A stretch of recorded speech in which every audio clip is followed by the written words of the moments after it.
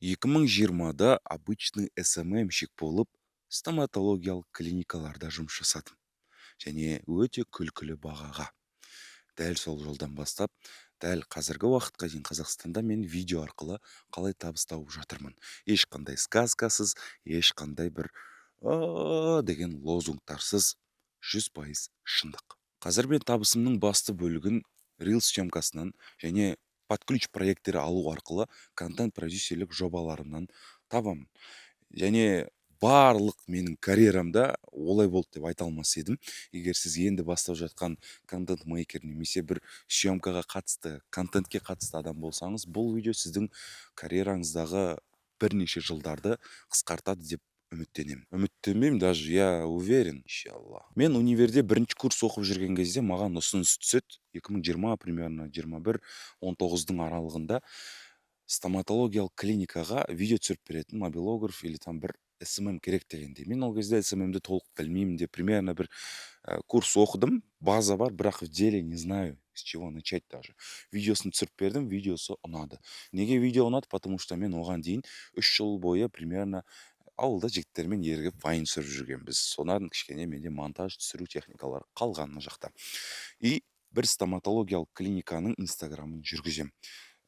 Постоянно идея іздеу керексің, постоянно там съемка болады сенде, постоянно монтаж, немесе там бір врачтарға всегда сөздерін айтып, сен олардың шаштарынан ұстап сүйікшіп жалынып жүресің. И мен ойлағам негізі бастапқыда бір проект алып, 2-3 проект, 4 проект солай алып, күшті өмір сүріп кетемін деп. А в деле это олай емес, оңай емес екен. Оказывается, қаншама дедлайн, қаншама задача сенің жеке басыңда ондай бір үлкен задачаларды алып жүру, барлығын контрольда ұстау оңай шаруа емес. Мына бір шынайы фактпен бөліссем, шынайы, таза шындық факт, СММщиктерге негізі уақыт үшін ақша төлейді, результат үшін емес. Светчанды. СММщиктер в основном уақыт үшін ақша алады, результат үшін емес. Даже кейде кәсіпкерлерді байқаймыз, СММщик алдың, что-то продаж нет дейді.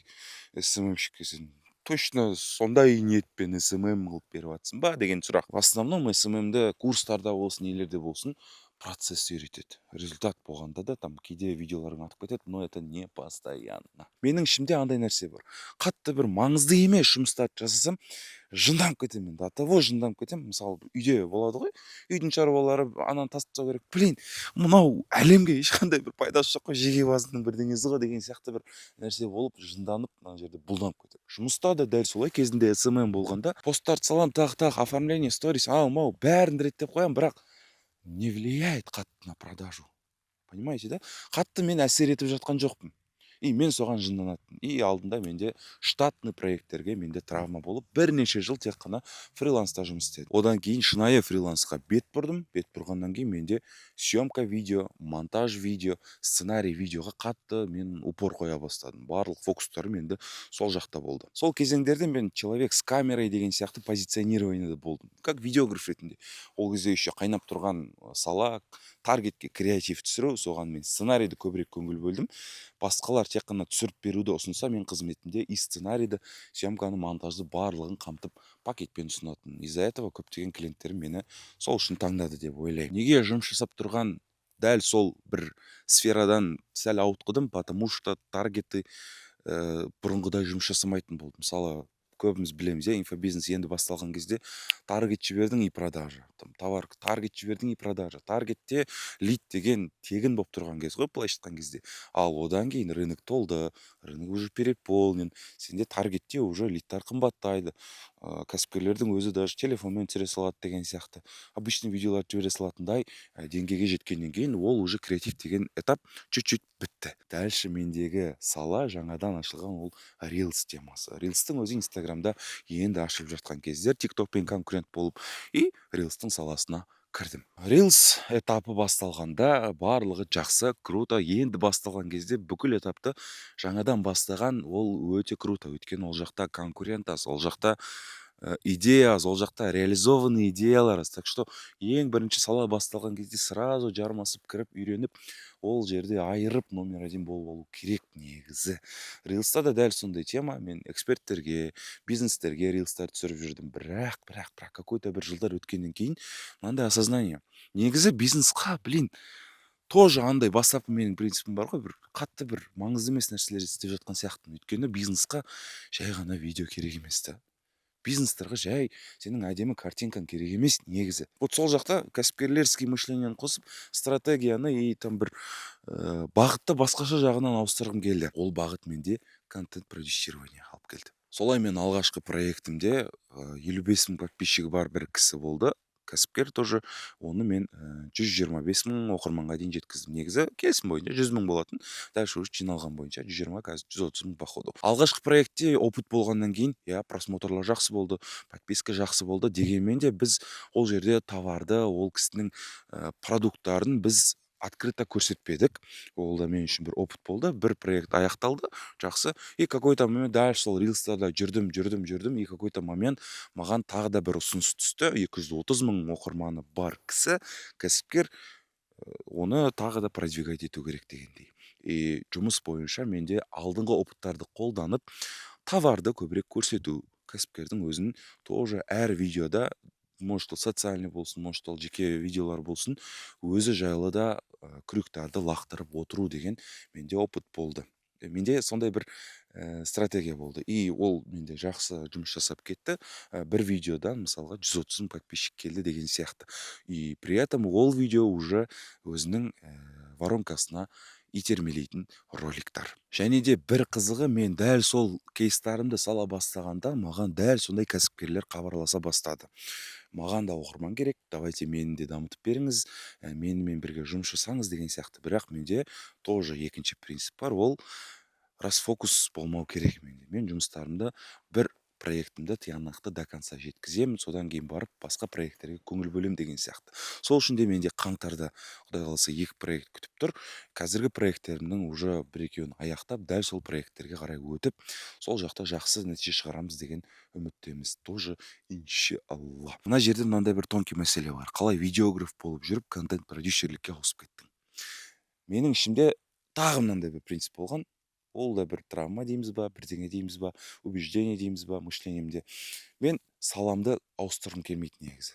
Мысалға, мен мынандай адамдарды көремін да, бұрын продажник болып жүрген, сату маманы, қалады да, товаркаға өтіп кетеді, қалады да, там продюсер болып кетеді, қалады да, бірдеңе болып кетеді. И түсінбей қаламын да. Сол кезде менде бір жаман ощущение қалып қойған. Сол ощущениені как будто бір мен бірдеңеге басқа салаға ауысып кетсем, басқалар солай ойлайды деген сияқты менде бір таракан қалып қойған, короче. Ол тараканмен өзім ойланып, с хера ли мен біреудің ойымен өмір сүремін деген сияқты алдында, короче, контент продюсированиеға көбірек көңіл бөлдім. Потому что видеограф болып жүргеннен гөрі контент продюсер болып жүрген әлде қайда мен үшін кайф. Өйткені бас ауыратын мәселелер бар. Сен дайындығыңды сен 100% қадағалайсың, сценарийді сен 100% қадағалайсың. До этого видеограф жүргенде келем, локацияға түсірем, кетем, монтажға берем и все, ақшасын алам деген сияқты. бірақ жауапкершілік көбірек болған сайын сенде ақша да көбірек болады. Болды. Басқа еш нәрсе керек емес. Сосын до этого өткен кезде менде қорқыныш болды тоже. Сұраймын ғой, короче, менде сұрайтын адамдарым бар ғой. Осындай болған кезде не істеу керек? Просто там, где страх деді ғой, короче, маған. И алдымда 100% осы жаққа жайлап еніп, контент продюсирование бойынша кәсіпкерлерді келесі бір масштабқа шығару жолындамыз қазір. Енді түйінінде айтқым келетіні, қазір просто снимать видео это уже недостаточно. Мен неге оның барлығын бөлісіп жатырмын? Мен де өзіме конкуренттер шыққанын қаламаймын. Мысалы, контент продюсирование соңғы 1 жылда ғой жақсы дамып жатқан негізі. Шындығында негізі мен де қазір ютубқа түсіріп, сіздердің көбіңіз осы жаққа өтіп, мен де проекттерімді алғандарыңды қаламаймын, мысалы ше. Но бірақ әркімнің өзінің ризығы бар. Мысалы, маған да біреу осылай айтқан кезде мен де ертерек қимылдар ма едім деген мәселе ғой менде.